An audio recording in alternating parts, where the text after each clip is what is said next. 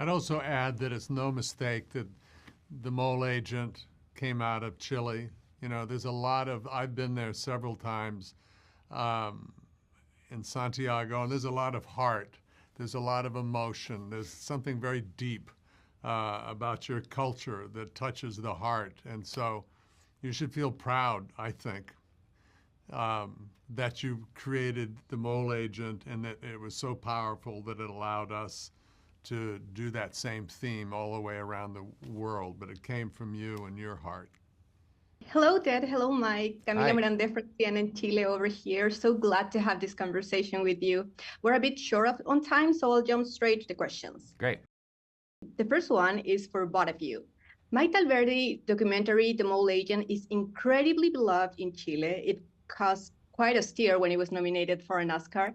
And Sergio Chamy became a kind of national hero for us. Do you remember the first time you saw it and what your reaction was? Yeah, very well. It was, oh my God, this is amazing. I love this so much. I want this man to be my actual grandfather, is how I thought of it, or my father, I guess. I'm way closer to his age than I was just imagining I was. But I just loved it. I loved the story. I loved the themes. I loved what it had to say about aging and about community and about friendship. I have to say that the first time I saw it, I did not immediately think like, oh, I should make this into a TV show. It was when my producing partner, Morgan Sackett, sent me an email and said, have you seen this? We should make this into a show and Ted should play the main part.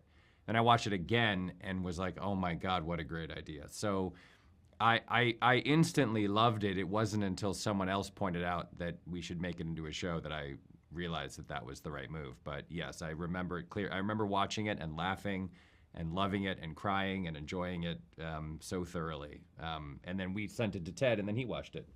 And had the same reaction. First off, I wanted to work with them no matter what. But then when I saw that, it was like this, what a present in life for an actor to be able to play someone, you know, Sergio's age or my age and have that character be the leading man taking you through a film is extraordinary. You don't usually get that opportunity. And to do it, I think it was possible because you were talking about something so important, about aging and about how we treat, you know, people, and we need to encourage people to keep living until they don't, you know, as opposed to that kind of, oh, I'm getting old, I need to fade into the background. The message of both the documentary and I think our version of it is very much, no, keep going. You've got a lot to contribute. Stay in community, stay curious. Ted, before season 1 premiere, you said you were initially nervous about promoting the show because you really wanted people to see it and discuss it. Well, A Man on the Inside won an EFI award, and your portrayal of Charles got you Golden Globe and SAG nominations. And now we have a whole second season. Does it feel like that mission has been accomplished by now? Yes, I mean, yes, and very much so, very much so. And I believe, but you don't know until it's out into the world whether we've succeeded once again, but I feel strongly that we have kept the spirit of the mole agent alive and the conversation vibrant and important, and it's because we're in a different location this year. We're in a small liberal arts college. The mystery takes place in that. It's funnier, you know, but I also want you to know we did not leave the other characters we all fell in love with in the dust. Some of them come with us in this year, so that's fun too. What did that shift demand from you as a team? Well, a few things. I mean, obviously it's a completely different story. It's a new setting, but what it demanded really from creatively, from my point of view, was how do we tell this new story in this new place, but with the same heart and soul of the first season.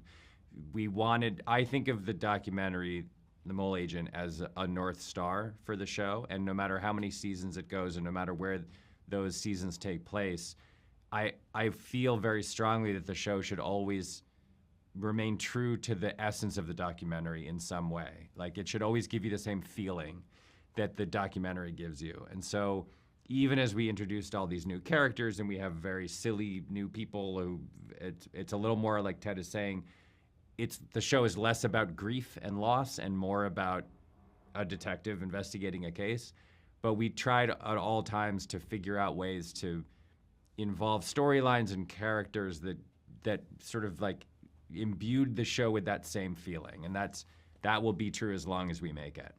We hope that anyone from Chile who loves the documentary, which I assume is a lot of people, continues to see the message of the documentary in the show.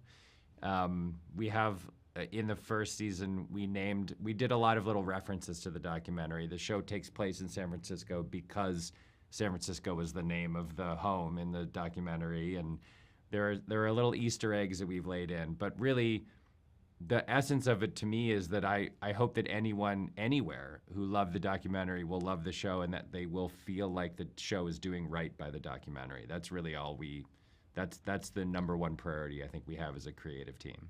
I'd also add that it's no mistake that the mole agent came out of Chile. You know, there's a lot of, I've been there several times in Santiago, and there's a lot of heart.